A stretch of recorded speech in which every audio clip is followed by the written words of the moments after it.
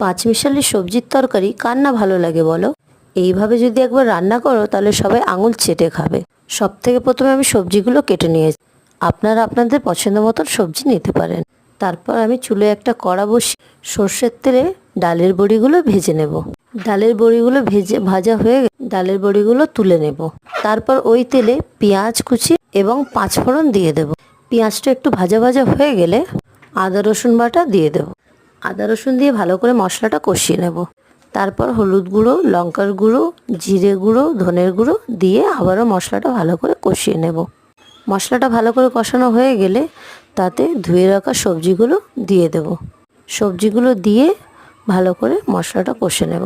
সবজিটা ভালো করে কষে নিয়ে স্বাদমতো লবণ এবং দুটো টমেটো কুচি দিয়ে দেব।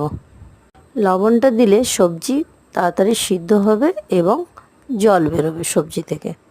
তারপর ভালো করে কষিয়ে এবার আমি ঢাকা দিয়ে আরও 5 মিনিট রান্না করে নেব।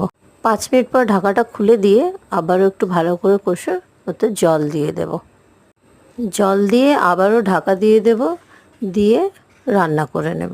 এবার যখন সবজিগুলো সিদ্ধ হয়ে যাবে ওপর থেকে বড়িগুলো, ডালের বড়িগুলো দিয়ে দেব, দিয়ে অল্প স্বাদ মতন চিনি দিয়ে দেব। এবার দেখো রান্না একদম কমপ্লিট। যদি আমার রান্না আপনাদের ভালো লেগে থাকে তাহলে অবশ্যই লাইক, কমেন্ট, শেয়ার করতে ভুলবেন না।